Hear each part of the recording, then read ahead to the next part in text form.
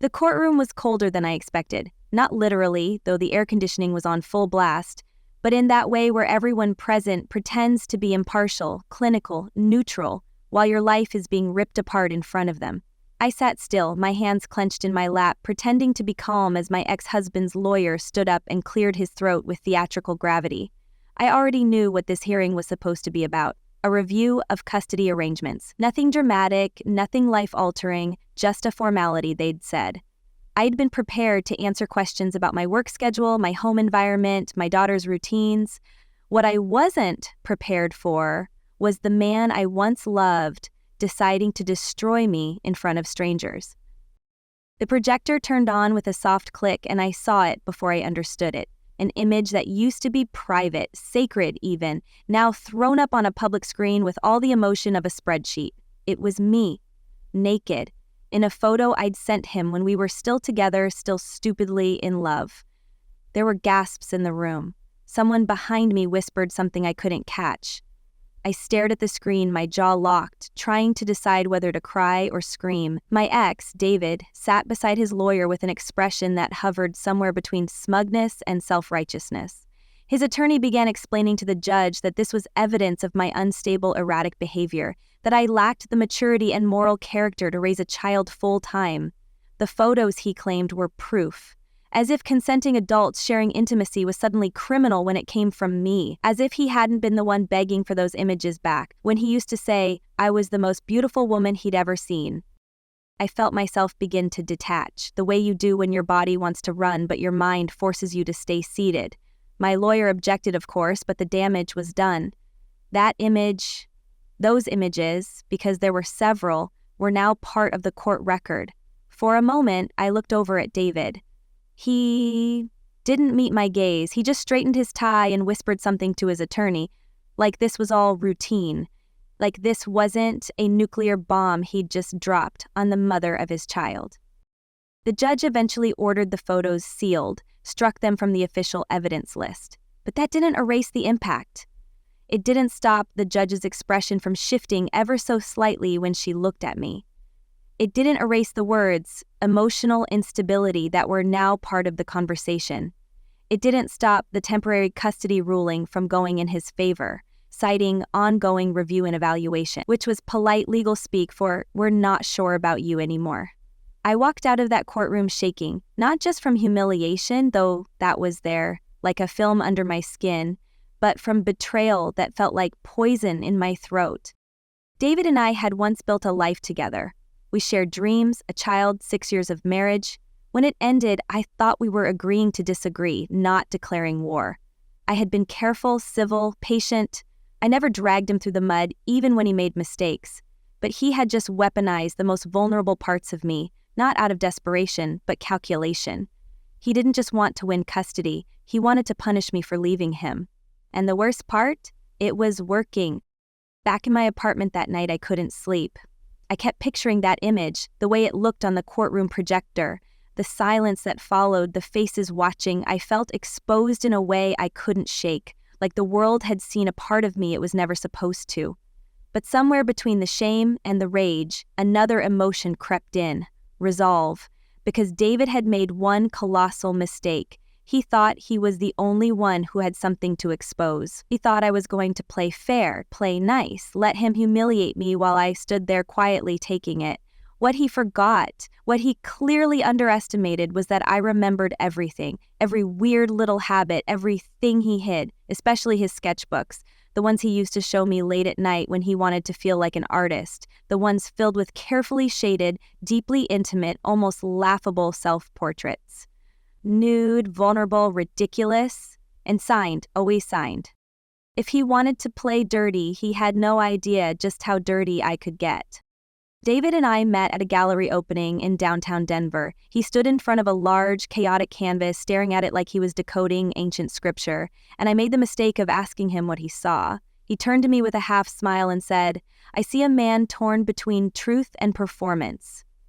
It was pretentious as hell, but I was 27 and still believed that mystery and melancholy made a man interesting. He wore a threadbare scarf in July and carried a leather-bound sketchbook like it was a sacred object, and I fell for it. Hard.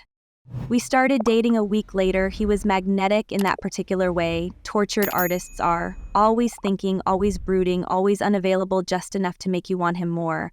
I worked in digital marketing and handled clean, sterile ad campaigns by day, so David's messy, expressive world felt like freedom. I went to his open mics, his gallery nights, his one-time own art performance in a parking garage that involved throwing eggs at a canvas while reading poetry about the decay of male virtue.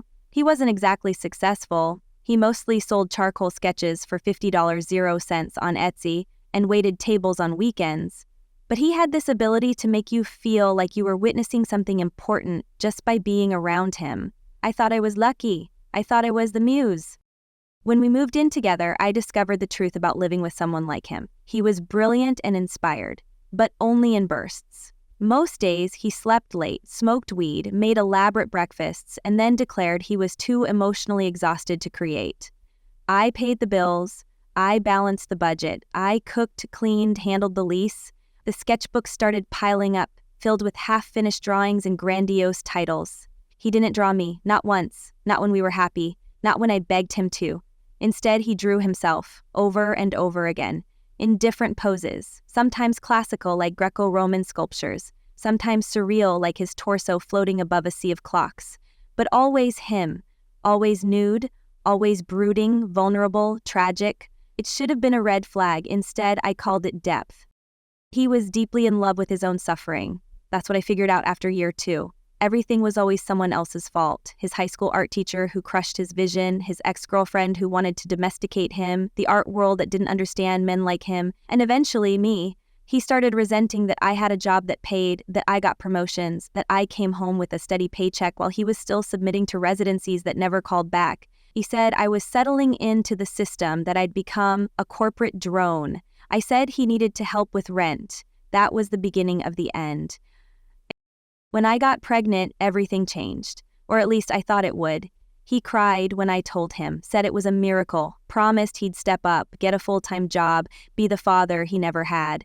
For about a month, he tried. He picked up extra shifts. He came home tired, cranky, irritated that his artistic well was drying up. He blamed the baby. He blamed me. I told myself it was temporary, that the stress would pass. It didn't.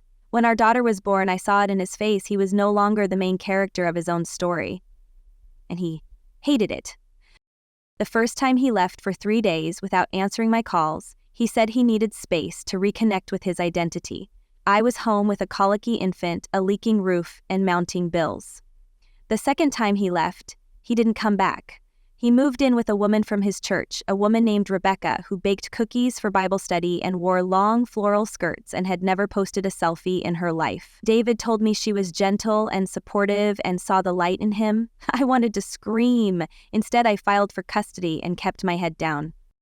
That was a year ago. In that time, I rebuilt myself brick by brick. I started freelance consulting to work from home. I got therapy. I made peace with the idea of co-parenting with someone who had abandoned us both. I never spoke ill of him to our daughter. I didn't badmouth him in court. I stayed civil, and for a while it seemed like he was doing the same. Until the hearing. Until the photos. Until the humiliation. That night, after putting my daughter to bed and staring at the ceiling for 2 hours, I finally opened the storage bin at the back of my closet. It had been there since the move. I hadn't touched it, but I knew what was inside. A collection of David's old sketchbooks. Some I'd packed myself, others he'd left behind in his rush to start a new life of purity. I flipped through them slowly, at first. The covers were worn, the pages smudged with graphite and ego, and there he was, again and again. David in profile, David crouched like a wounded soldier, David holding an imaginary globe, David laying across a broken piano, and always naked. Sometimes tastefully shaded, sometimes not. One series in particular stood out, 8 detailed drawings titled Body as Confession, each one accompanied by a handwritten paragraph in which he described his pose as a metaphor for guilt, redemption, or masculine sorrow. I wanted to laugh. I wanted to burn them, but mostly I wanted him to feel what I'd felt in that courtroom. Then I remembered something else. An old USB drive, one I'd backed up for him when he was preparing a submission to some arts collective in Oregon. He had asked me to scan and digitize his most powerful pieces, and I had. I'd save them to a backup folder just in case. At the time, it was an act of love. Now, it was ammunition. I pulled the drive from a box labeled taxes and receipts and plugged it into my laptop. There they were, dozens of high-res scans. I clicked through them slowly, absorbing every detail. The smirk, the stretched poses, the faux vulnerability, all of it drenched in self-importance. Every image was signed, time-stamped, captioned. Some even had short descriptions. The resurrected man, self-portrait as society's whipping boy, womb of the mind. The absurdity was so perfect I almost cried, because this wasn't just blackmail material, this wasn't just art. This was the very thing David valued most, himself. And now I owned it. I didn't sleep that night. I stayed up going through every folder, every image, every Word file David had left behind. It was like watching a one-man theater show starring the most dramatic narcissist you've ever met, and he was playing all the roles.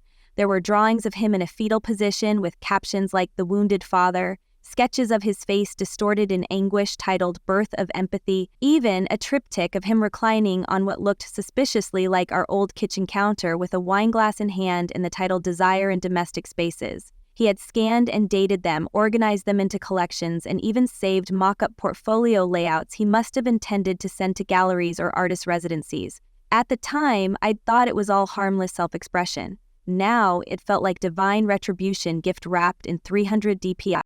Around 3 a.m., I opened a bottle of wine, sat cross-legged on the floor, and began sorting the files. Not just looking at them, but cataloging them. There was strategy in this now. I had no intention of stooping to his level. I wasn't going to leak his nude art on social media like some trashy revenge campaign. No, that would only cheapen it. David thought of himself as a misunderstood genius, a man whose vulnerability made him holy. So I was going to let him exist exactly the way he wanted to, just not on his terms. I was going to make him famous, or infamous, depending on who ended up buying his work. By dawn, I had curated a collection I titled God Complex, a male study in ego, exposure, and entitlement. 47 full-color scans, most of which were annotated with his handwritten thoughts. I made sure to include the captions where he referred to himself as a sacrificial muse, phallic icon of emotional rebirth, and my personal favorite, feminine in structure, masculine in pain. I took screenshots of the original file metadata, documented the timestamps and signatures, and compiled a short bio based entirely on his own words, scraped from old artist statements and social media posts. It was ridiculous, self-absorbed, deeply uncomfortable, and absolutely brilliant for what I had in mind.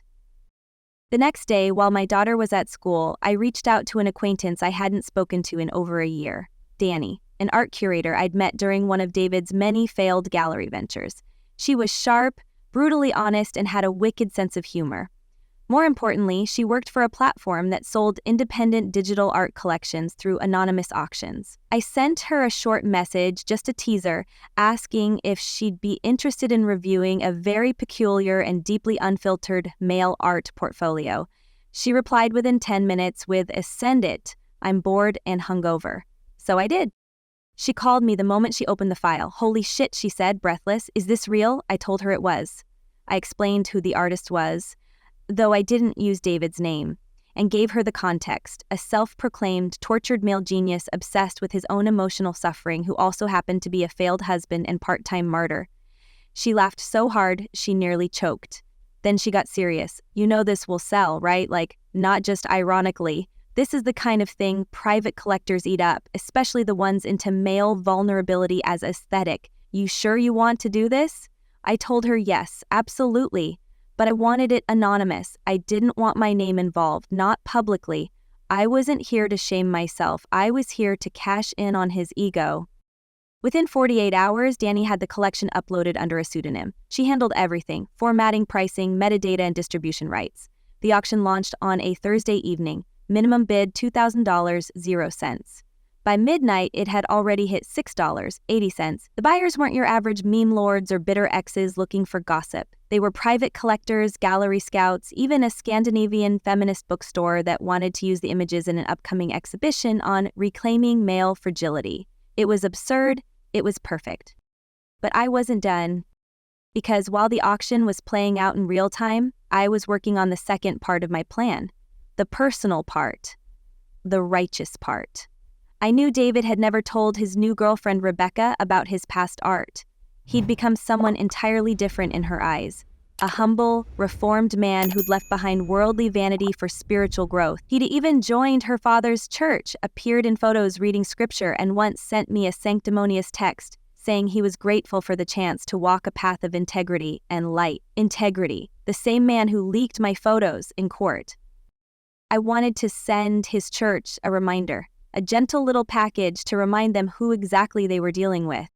I didn't want to send them the entire collection. No, that would feel vindictive. I just wanted them to see enough to ask questions, to see David the way I had, naked not just in body but in spirit. So I selected a handful of his more dramatic pieces, one of him sobbing into his own reflection, one of him cradling a giant egg, don't ask, and the pièce de résistance, David in a full crucifix pose with the words, "Behold the burden of male sensuality," scrawled underneath in red pastel. I printed them on thick matte paper, high quality, gallery standard. Then I bound them together in a black leather portfolio, wrapped it in tissue, and wrote a note. To the elders of Grace Revival Fellowship, your congregation is blessed to have such a passionate artist among its ranks. We hope these works inspire deep reflection and spiritual dialogue. No signature, no sender, just a return address that led to a local artist supply store. I mailed it with tracking. 3 days later, the auction closed. Final bid, $15,000, 0 cents. I received my payout minus Danny's commission. I transferred the money into a savings account labeled "for her," because someday my daughter would ask why she lived through that year with only one parent fully present. And I wanted to show her that even in darkness, you can build something solid. That same night, I got a call from David. I didn't answer. I let it go to voicemail and then sat quietly as his voice came through, frantic and low. "What did you do?" he hissed. My parents saw it. The pastor called a meeting. She's confused. You've ruined everything." I played the message twice, then deleted it. Not because I felt guilty, God, no, but because I didn't need the satisfaction to come from his voice. It had already come from the silence that followed, from the check in my account, from the image of his father, the deacon, flipping through pages of his son in charcoal ecstasy, asking himself where he went wrong. And I hadn't even touched the originals yet. It was strange how normal everything felt after that. School drop-offs, grocery shopping, Zoom meetings with clients. I went about my life with the same face I'd worn for months, the one that said I was holding everything together for my daughter's sake. But underneath, something had shifted. I had power now. Not the kind that screams or throws punches, but the quiet, dangerous kind. The kind that waits, calculates, watches people unravel themselves. The fallout from the auction and the portfolio I'd mailed was spreading like smoke under a closed door. You couldn't see the fire yet, but you could smell it, and soon enough, someone was going to start choking. 3 days after the auction closed, I received an email from Danny. Short, direct, "You won't believe this, call me." I did. She answered on the first ring, practically breathless. "You know that bookstore in Oslo that bid on the collection? They want to do a digital exhibition, full feature. They're calling it the Male Nude, Tragedy and Theater. Your guy is now a case study in postmodern self-objectification." I laughed. I couldn't help it. The idea of David's art being displayed in a European feminist space surrounded by theory-heavy blurbs about fragile masculinity was too perfect. Danny asked if I wanted to approve the image selection or write an artist statement. I declined both. "Let the work speak for itself," I told her. "He always wanted that," she snorted. "You're a menace," she said, and hung up. Later that night, I sat on my porch with a glass of wine, watching the street lights blink on. I thought about how long I had spent trying to be the version of myself David would approve of. The patient partner, the supportive muse, the forgiving co-parent. None of it mattered. In the end, he had still tried to bury me beneath shame. But I had done something better than forgive. I had rewritten the entire narrative. He tried to use my body to hurt me. I used his ego to destroy him. The next morning, I got a text from my friend Chelsea. She and I hadn't talked much since the custody hearing. She'd been close to both of us back in the day, and after the split, she did what most people do, drifted to whichever side seemed calmer. I hadn't blamed her, but now, out of nowhere, her name flashed across my phone with a message that made me pause. "Girl." I think you broke him." Attached was a screenshot of David's latest social media post. It was a grainy, badly lit photo of him sitting in a bare room, no art on the walls, no Rebecca in sight. His caption read, "Sometimes the people you love the most are sent to destroy you. Pray for me." The comments were brutal. A few simps offered sympathy, but the rest asked about the auction. One person had tagged the Oslo bookstore. Another had written, "So this is what masculine pain looks like?" I saved the image, but didn't respond. I had no desire to gloat. That wasn't what this was about. At least, not anymore. But I wasn't finished either. Because while David was crumbling under the weight of his own mythology, I was preparing for the second courtroom showdown. I hadn't forgotten what he did. Leaking my private photos wasn't just cruel, it was an act of legal aggression. He'd tried to influence a judge, manipulate the system, weaponize shame to win, and now I was going to hit back. Not emotionally, but surgically. I worked with my lawyer to file for a motion to reopen custody negotiations based on new information. We cited character concerns, emotional instability, and public behavior that reflected poorly on his fitness as a custodial parent. I included the auction documents, screenshots of his art posted publicly under his old usernames, and the church fallout. My lawyer looked at the materials with wide eyes. "This is unconventional," she said, "but compelling." We didn't expect an immediate hearing, but we got one. Apparently, the judge was aware of the previous hearing and the photos David had submitted. She remembered the drama, the objections, the sealed evidence. Now she was being handed a mirror and being shown the other side of the same coin. When the date was set, I felt something like adrenaline, but steadier. This wasn't about revenge anymore, it was about clarity. My daughter deserved a version of the story that didn't end with her mother shamed into silence. The courtroom was smaller this time, quieter. No gallery of spectators, just legal teams, paperwork, and the judge. David looked rough. His skin had that dry gray tint people get when they've been spinning for too long. His shirt was wrinkled. His hands shook slightly as he adjusted his tie. I didn't flinch when I saw him. I sat down calmly, hands folded, eyes steady. When the judge entered, I stood with the kind of posture I never had during our marriage. Tall, grounded, unmoved. My lawyer made our case with precision. She walked the judge through David's decision to present private, unrelated material as evidence, his lack of consent in doing so, and the psychological impact of that tactic. Then she showed how David had knowingly cultivated a separate identity, one that painted him as spiritually devout and morally principled, while privately creating sexually charged, egocentric artwork that he signed and distributed. She didn't argue that the art was shameful, but that the deception was. The judge listened without expression.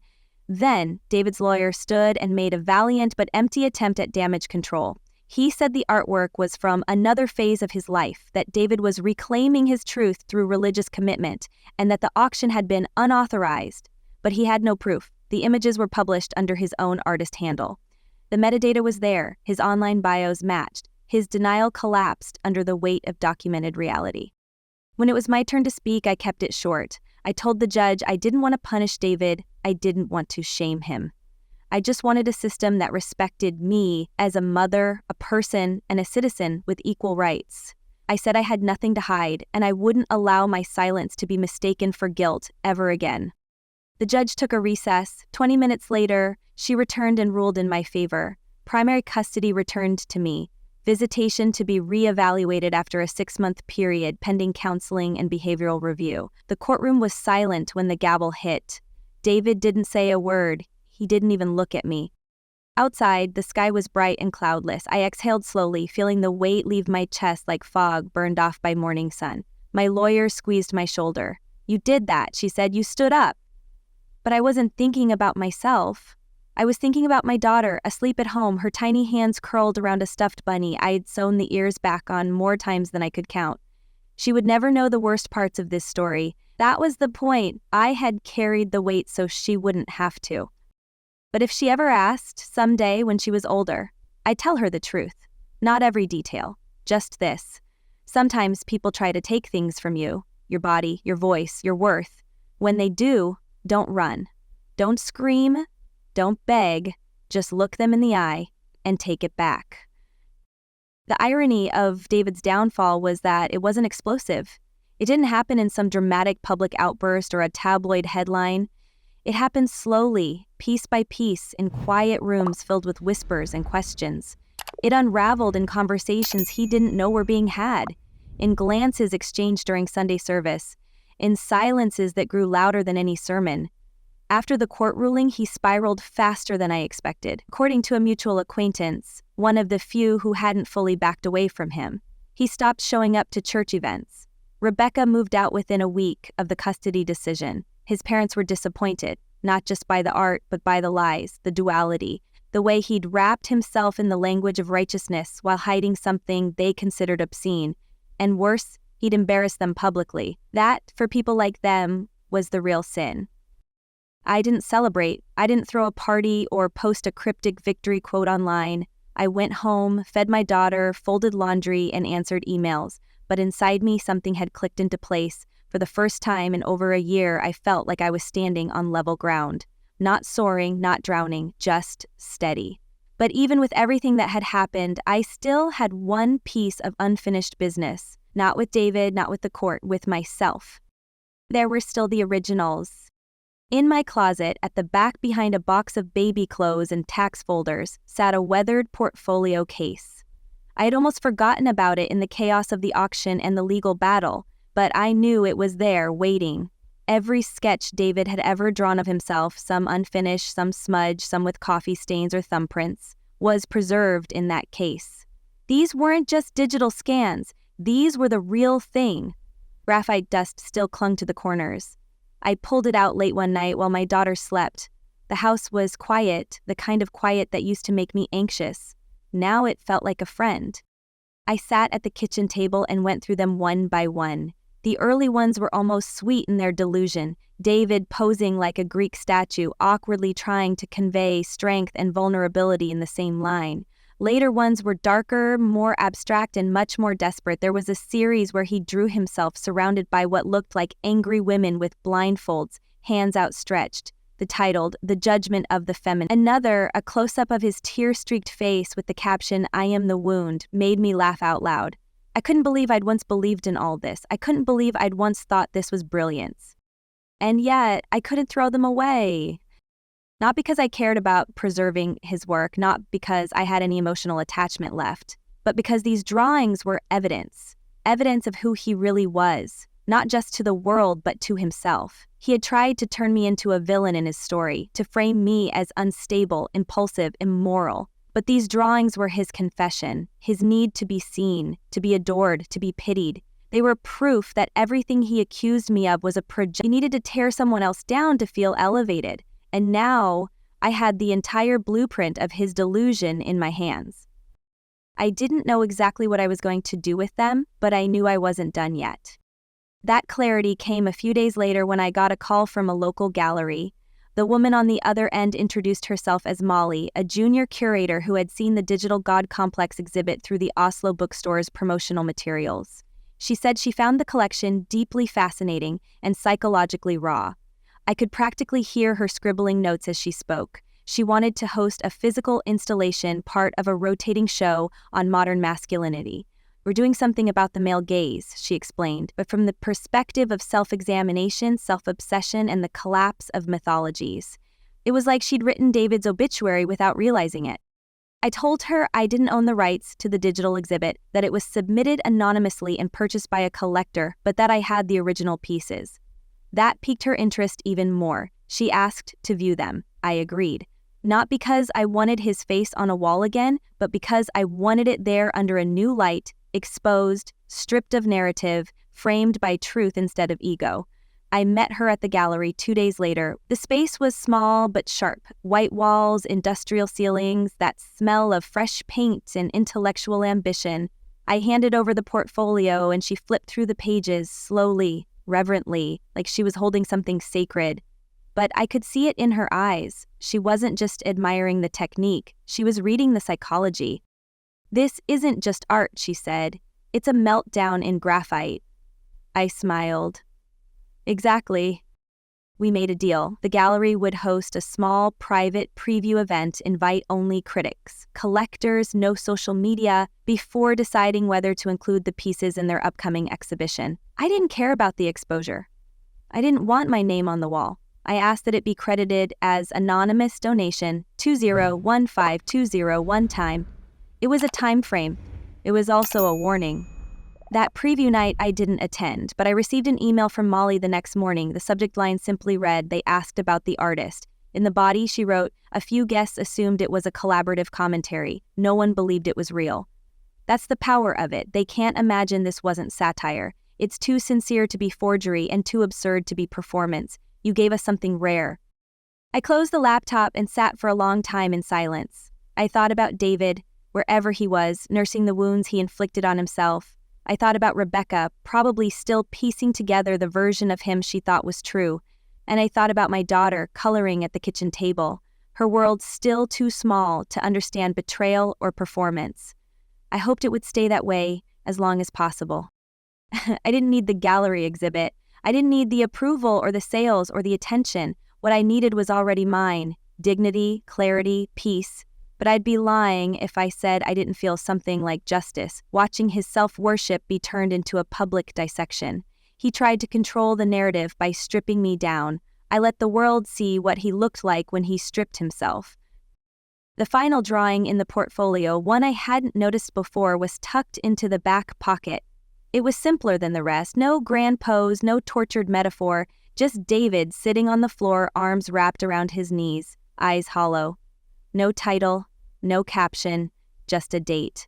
It was drawn 3 weeks before he left. I stared at it for a long time, then slid it back inside and closed the case. Some things don't need to be displayed. Some stories are told better in silence. But I would never forget what he looked like when the mask came off, and neither would anyone else. I didn't think I'd hear from David again, not directly anyway. After the court ruling, after the fallout at his church, and after the gallery confirmed they were moving forward with a public showing of his work under the anonymous donation label, I assumed he'd slink back into some hole of self-pity and creative martyrdom. He always did prefer to be the victim in his own stories. But narcissists don't go quietly. They retreat, they regroup, and then they try to reassert control in the one way they know how, through manipulation disguised as civility. So when I received a letter from his attorney, I wasn't surprised. What did surprise me was the content. It wasn't about custody or defamation or even ownership of the artwork. No, it was about his reputation. The letter was carefully worded, heavy with faux concerned legalese, but the message was crystal clear. David wanted to discuss the public distribution of personal artistic material, which he claimed had been exploited in a manner inconsistent with his consent and creative intent. He wasn't threatening a lawsuit yet, he was trying to negotiate, which told me everything I needed to know. He was desperate. I handed the letter to my lawyer, who read it twice, then chuckled. "He's flailing," she said. "You're under no legal obligation to respond." I nodded. "I know, but I think I want to. Not in court, not through lawyers. I wanted him to hear it from me." I wrote him back the same day, a single page, no emotion, no threats, just facts. I reminded him that he had willingly scanned, dated, signed, and backed up every piece in question, that he had submitted some of them to galleries himself years ago using the same pseudonym that had appeared on the auction site, that the digital files had been lawfully sold, and that the physical pieces had been donated, anonymously, with no attached claim. I ended the letter with a single line: "You made your story public the day you tried to destroy mine." I never sent it through his lawyer. I mailed it directly to his apartment, the one Rebecca had vacated according to property records. If he was still there, I wanted him to read it alone without the buffer of legal interpretation. I wanted the truth to hit him without translation. Days passed, then a week, no response, not from him, not from his attorney. But the silence didn't feel victorious. It felt like the wind shifting just before a storm.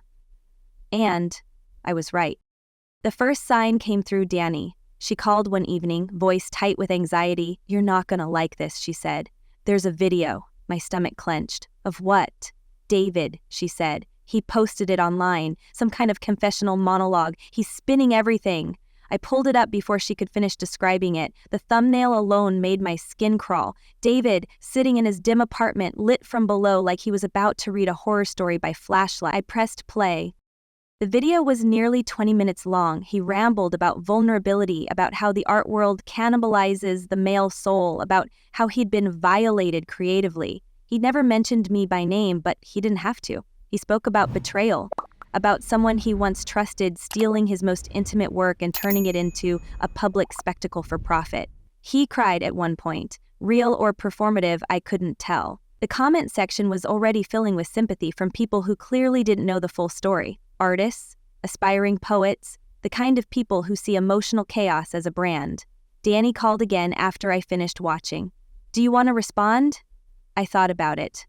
Thought about uploading the court documents, the auction receipts, the screenshots, the exhibits. Thought about burning down whatever scraps of pity he had left. But then I looked at my daughter, coloring on the floor beside me, humming to herself like nothing in the world could touch her. And I realized I didn't need to respond. The truth already lived in the record, and the people who mattered had already seen it. The gallery opening was scheduled for the following month. The press coverage had started to trickle in, mostly local, mostly art-focused blogs and newsletters, but one piece in particular caught my attention.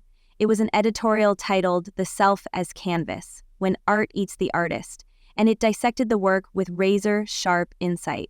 The author described the drawings as a raw, at times cringeworthy exploration of masculine myth-making, and praised the gallery for presenting the pieces without names or backstory. The anonymity, the writer argued, frees the viewer to interpret the work as both satire and sincerity. The artist becomes irrelevant. The image becomes the message. I read that line over and over. The artist becomes irrelevant. The image becomes the message. That was what David could never understand. He thought the story was always about him. Even when he was trying to destroy me, it was about how he felt, what he lost, what he deserved. But he was never the story. He was just the illustration. As the opening night approached, I debated whether to attend. Part of me wanted to be there, to see the reactions, to witness the full circle. But another part, the quieter, wiser part, knew that watching wasn't necessary. I'd already won, not just in court, not just in public opinion, but in the space inside myself that he no longer occupied. Still, curiosity has its own gravity. So on the night of the exhibit, I walked into the gallery 15 minutes after opening, alone. No fanfare, no announcement. I wore a plain black dress and kept my hair up, no makeup, just a woman visiting an art show. The room was softly lit, ambient music playing low in the background, and there they were, his drawings, framed, arranged, titled, only by number. People stood quietly, some scribbling notes, others whispering interpretations. I wandered through slowly, watching strangers absorb the work that once lived on our bedroom floor. No one recognized me, no one needed to. I wasn't there to be seen. I was there to witness erasure, not of him, but of his power. By the time I reached the final piece, I felt nothing but calm. It was a self-portrait, one of the few where he wasn't posing or performing, just sitting, head down, eyes closed, the lines softer, the shading almost hesitant. I stood there for a moment, then turned and walked away. Outside, the night was cool. I took a deep breath, letting it fill my lungs, then exhaled slowly. A man passed by me on the sidewalk, nodded politely, and kept walking. For a moment, I wondered if he'd been inside, if he'd looked at those drawings and found them powerful or ridiculous, or both. But I didn't ask. I didn't care. David could keep spinning his narratives, posting his confessionals, collecting sympathy from people who didn't know better. Let them comfort him, let them validate his wounds. I had something better than validation. I had clarity. I had freedom. And best of all, I had the last word without saying a single one. It's funny how the quiet feels different when you've finally made peace with it. For months, the silence in my house had been laced with tension, the kind that sat just beneath the surface, waiting to erupt. But now, the silence was soft, restful. It wasn't empty, it was earned. My daughter had just fallen asleep, her nightlight casting a faint glow on the hallway wall. I was curled up on the couch, a cup of tea in my hands, the weight of a year's worth of battles finally settling into something that didn't feel like exhaustion. It felt like relief. The gallery exhibit came and went. Reviews were mixed, which was expected. Some called it a stunning dissection of ego. Others thought it was uncomfortably personal, too raw to be meaningful. A few critics speculated about the anonymous donor, but no one connected it back to David, not publicly anyway. The Oslo bookstore sold out of its limited-run print zines featuring excerpts from the exhibit. One collector apparently bought 3 of the original pieces for his private collection, claiming they were a perfect commentary on postmodern masculinity in decay. The fact that David's most intimate work was now locked behind glass in someone else's climate-controlled archive felt poetic. I never told anyone what I did, not really. The people who mattered already knew enough. My lawyer knew, of course. Danny knew. Chelsea put 2 and 2 together after she saw the exhibit and said nothing, just gave me a long, knowing look over brunch one weekend and said, "Whatever you did, I hope it felt good." It did. Not in the fiery, dramatic sense that I'd imagined when I first found those files. Not in a way that screamed revenge. It felt good in the same way closing a door does when there's a storm behind you and you finally turn the lock. David never reached out again after the video. He disappeared from most online platforms. Mutual friends stopped mentioning him. Last I heard, he was living in a smaller city upstate, teaching part-time art classes and trying to rebrand himself as a visual storyteller in recovery. I wish him well, genuinely, not out of forgiveness, but out of detachment. He doesn't get to take up space in my mind anymore. He used that space for too long, cluttered it with doubt and shame and manipulation. I've reclaimed it. The $15,000 0 cents from the auction went into a trust fund for my daughter. I named it after a phrase I used to whisper to myself on the hard days. For her. Every deposit, every cent, every hard-earned win. It's all for her now. I want her to grow up in a world where she understands the value of her voice, her body, her boundaries. Where she doesn't mistake silence for weakness or submission for love. If she ever asks me what happened between her father and me, I'll tell her the truth. Not all the ugly details, just enough for her to understand that standing up for yourself isn't always loud. Sometimes it's quiet and sharp and surgical. Sometimes it looks like walking away. Sometimes it looks like an art exhibit nobody knows you curated. I still keep one of his original drawings tucked inside a folder at the very bottom of my filing cabinet. Not because I cherish it, but because I like having the reminder. It's the one where he drew himself as a crumpled statue surrounded by cracked mirrors. He called it reconstruction. He thought it meant redemption, but to me, it means exposure. You can't rebuild until the truth has been laid bare. You can't heal while you're still performing. Some nights, when the world feels particularly quiet and I'm not thinking about groceries or deadlines or the next parent-teacher conference, I sit on the porch and let the air settle around me. I think about how far I came from that courtroom, how far I've come from the girl who flinched when a man raised his voice, who thought keeping the peace meant keeping herself small. That girl is gone, not buried, not forgotten. She evolved. There is power in letting go, power in saying nothing, power in watching a man try to destroy you with your past, only to realize you've already turned it into your foundation. I didn't need to ruin him. I just needed to remind him that I existed outside of his narrative, that I had a voice he couldn't edit, a truth he couldn't erase, that I knew how to fight without yelling, how to win without gloating. In the end, I didn't need revenge. What I needed was to reclaim the story, and now it's mine. All of it.